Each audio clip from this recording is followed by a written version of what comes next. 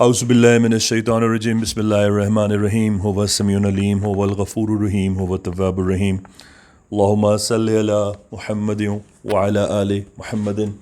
दरबार इमामज़ादा अब्दुल्ला शाह लश्तर गाज़ी बाबा पाकिस्तान से अस्सलामु अलैकुम व रहमतुल्लाह व बरकात।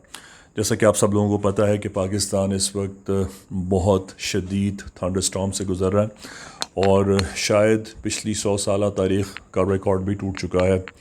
पाकिस्तान का तकरीबन 65 to 70% जो कोस्टल एरिया है और जो लैंड लाइन है खुसूसन इंटीरियर सिंध जो है वो सबसे ज़्यादा मुतासर हुआ है। तमाम आलम इस्लाम में और पूरी दुनिया में पाकिस्तान से हमदर्दी की जो अपीलें हैं वो की जा रही हैं। ईरान से एड आई है, अभी तक कुछ चाइना से आई है, लेकिन हमें इन तमाम इमदाद से बालातर होकर इस वक्त पाकिस्तान को पाकिस्तानियों की ज़रूरत है।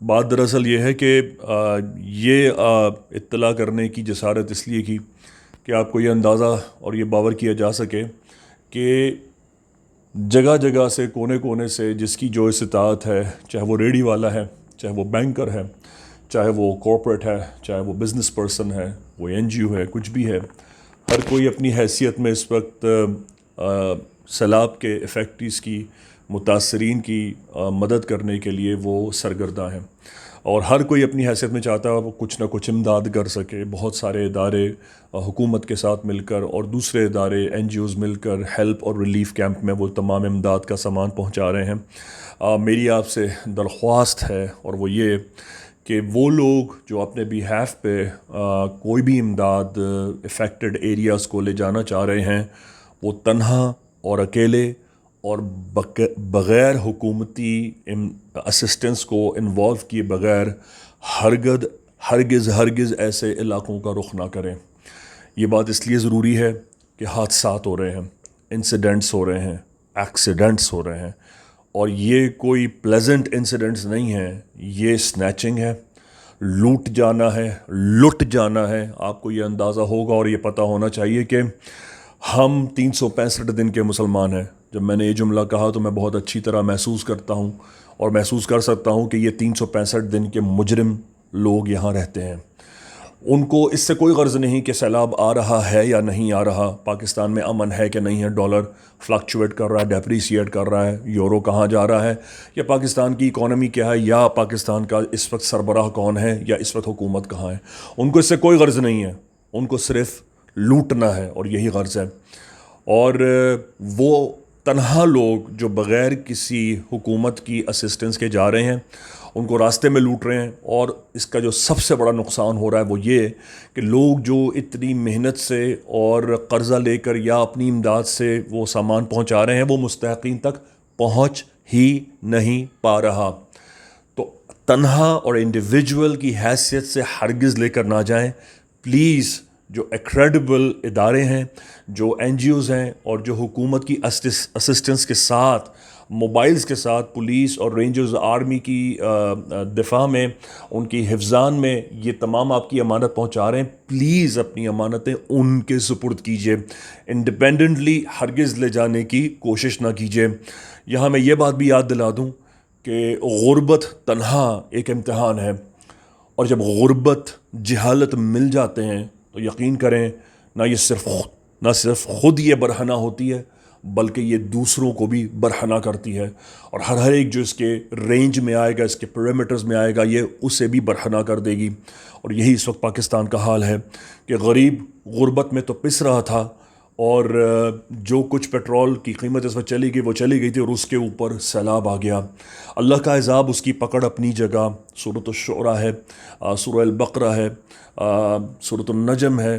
तमाम क़सास की आयत इस बात की शहादत देती हैं कि जब अल्लाह पाक अपने नबी की उम्मतों से नाराज़ होते हैं तो अल्लाह पाक 3 चीज़ों से ही इम्तिहान लेते हैं, बरसात है, सैलाब है या ज़लज़ले हैं।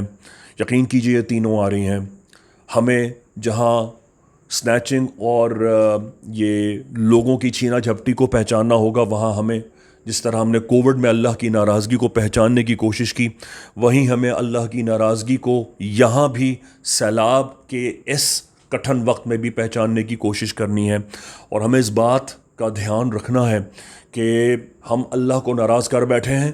जब आप किसी की मदद करने जाएं तो तौबा इस्तग़फ़ार के साथ, इस दुआ के साथ जाएं कि आपकी ये अमानत उन तक पहुंच सके और ये प्रॉपर इदारों तक पहुंचाएं। मैं आपको यहाँ पर चंद एक इंसिडेंट्स बताऊंगा ताकि आपको अंदाज़ा हो सके कि इस वक्त स्ट्रीम लाइन में जो लोग हैं उनके साथ क्या हो रहा है, और फिर ये भी बताने की कोशिश करूँगा कि आपको क्या रिलीफ कैंप में पहुँचाना चाहिए। एक भाई है, एक बच्चा है, उसका भी जुनून जागा, खून जागा, और वो लोगों को फ्लड विक्टिम्स को देखकर उसने अपनी मोटरसाइकिल उठाई, अपने मोहल्ले से सामान जमा किया और पहुंच गया। अभी वो रास्ते में ही था कि ना सिर्फ उसका सामान लूट लिया गया, उसकी मोटरसाइकिल छीन ली गई, उसका मोबाइल छीन लिया गया जिससे वो लोगों से रब्ता करके पैसे और वो फ्लड रिलीफ के लिए चीज़ें जमा कर रहा था। यहाँ तक कि उसकी मोटर बाइक छीन कर उसकी नकदी भी छीन ली गई, उसकी जेब में कुछ अमानत थी जो उसने लोगों को देनी थी वो भी उससे छीन ली गई।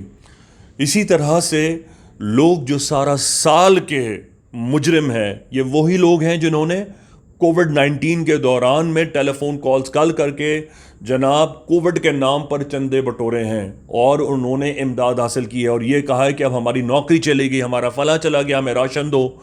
यकीन जाने हुकूमत ने कितने कसीर ऐसे जो ज़ख़ीरा अंदोज़ों के ऐसे उन्होंने घर कॉन्फिस्केट किए हैं जहां यही लोग जाकर चौराहों पर, चौक पर खड़े होकर कलेक्ट कर रहे थे और वो राशन औने पौने दाम बेच रहे थे। अब ज़ाहिर है वो सुबह से शाम तक खड़ा है और उसने आटा, चीनी, दाल, चावल इकट्ठी कर ली है। अब वो जाकर इसको वो 500 रुपए की भी अगर बेचेगा तो उसका 500 रुपए निरा प्रॉफिट है। वही काम अब क्या हो रहा है कि लोग जो हिजरत के नाम पर और सैलाब के नाम पर सिंध में इस वक्त कराची शहर में दाखिल हो रहे हैं और अनकरीब ये जो मैग्नीट्यूड है ये बढ़ता जाएगा, वो स्कूल्स का, इंस्टीट्यूशंस का और अबैंडन्ड जगहों का रुख कर रहे हैं। यहाँ तक कि ऐसे इलाकों को रुख कर रहे हैं जहाँ कोई अभी तक आया नहीं है, या मस्जिद हैं या फिर वो स्कूल्स हैं, और वो बाकायदा उनके ताले तोड़कर दाखिल हो रहे हैं उसके अंदर। अभी रिसेंटली आपने फुटेजेस सोशल मीडिया पर देखी होगी कि स्कूल का ताला तोड़कर अंदर दाखिल हुए, और वो दाखिल इसलिए हुए कि वो वहाँ पनाह ले सकें। लोगों को फ़ोन कॉल्स आ रही हैं, और फ़ोन कॉल्स आ रही हैं क्या कि हमारा घर लुट गया है, हमारा बर्बाद हो गया है, ये मेरा जायज़ नंबर है और मुझे इतने पैसे ट्रांसफ़र कर दें। और लोग अंधाधुंध सिर्फ जज्बा हुब्बे ईमानी के तहत उनकी इमदाद में अपना जो कुछ उनका लुटा था वो अपना सब कुछ लुटा रहे हैं कि उनकी हेल्प हो जाए। ये निरे मुजरिम लोग हैं।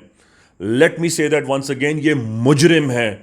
अगर इसमें कोई हमदर्द है, अगर कोई इसमें डिजर्विंग है, तो उसको चाहिए कि प्रॉपर इदारों को रुख करे और वो तमाम इमदाद उन तक पहुंच रही है। यकीन जाने चमन तक जा रही है, उन तक इमदाद पहुंच रही है।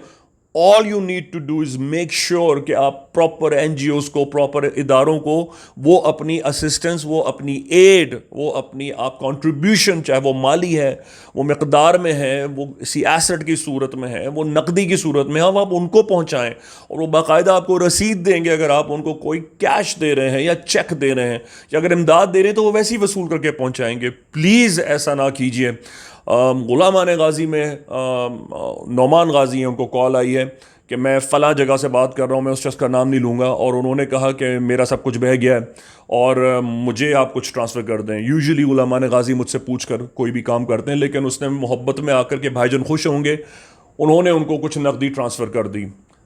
ट्रांसफ़र करने की देर थी, कोई 5 मिनट नहीं गुजरे थे, एक और कॉल आ गई और सेम स्क्रिप्टेड वही स्टोरी उन्होंने सुनाई जो इससे पहली कॉलर ने सुनाई थी। हमारा ये हो गया, ये हो गया, ये निकल गया। अब वो नंबर सरफेस कर रहा है और इन्फिल्ट्रेट करके सर्कुलेट कर रहा है। प्लीज़, ये सारा साल के मुजरिम लोग हैं। मुझे कॉल आई है कि भाईजान, मैं उस जगह का नाम नहीं लूँगा, उनको पता चल जाएगा कि यहाँ हमारा सब कुछ लुट गया है, तबाह बर्बाद हो गया, हमारी हेल्प करें। मैंने उनसे कहा अपनी जगह का नाम बताएं।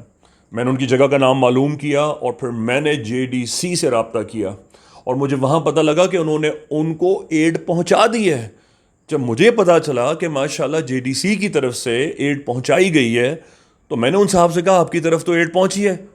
अब उनके पास कोई जवाब नहीं था। कहने लगे हाँ, इमदाद तो पहुँची है, दरअसल हमें अपने पर्सनल यूज़ के लिए चाहिए। Please let me make this very clear to you all, ये सारा साल के मुजरिम हैं, इनको सिर्फ जुर्म करने हैं। ये हक आपका भी मार रहे हैं, सैलाब के मुतासरीन का भी मार रहे हैं। जब आप कुछ भी एड के लिए पहुंचाएं, आप जो कुछ पहुंचाना चाहते हैं ज़रूर पहुंचाएं।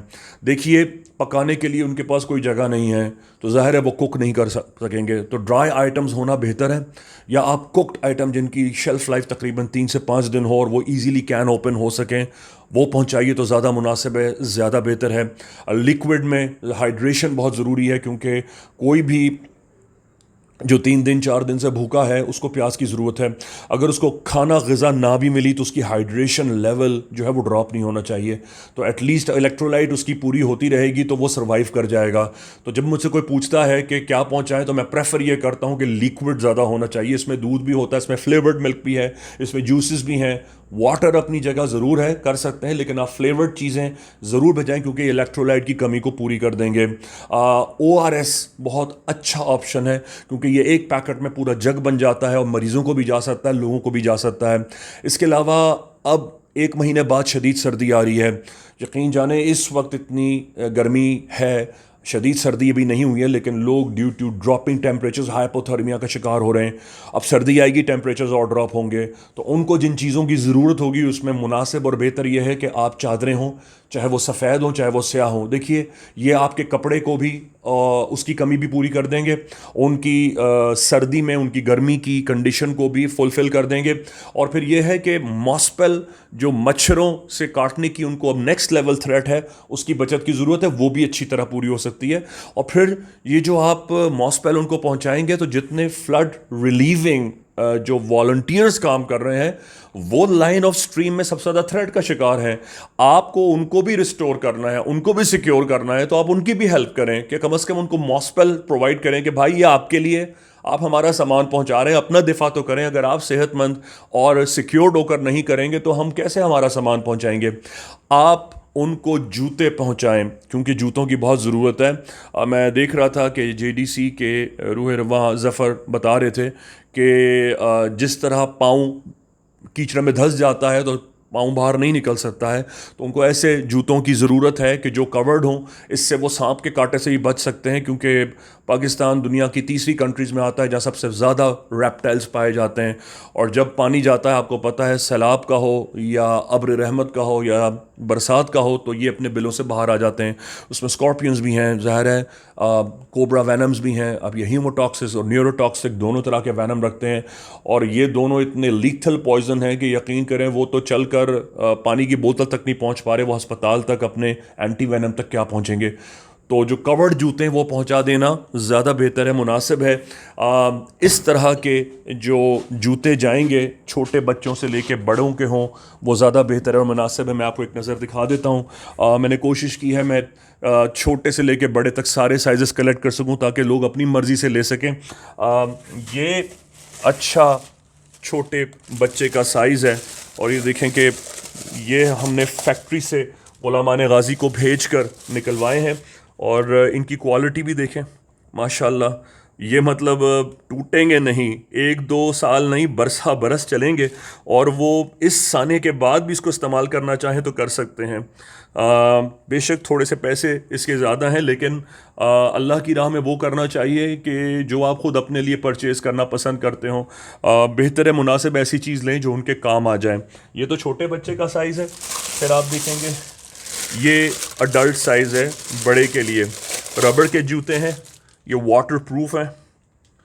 वाटरप्रूफ हैं, पानी में भी जा सकते हैं, ये चट्टान पे भी चढ़ सकते हैं। ये लॉन्ग, उनको लंबे लंबे जो डिस्टेंसेस चलने पड़ रहे हैं, ये उसके लिए भी उनको बेनिफिशियल है।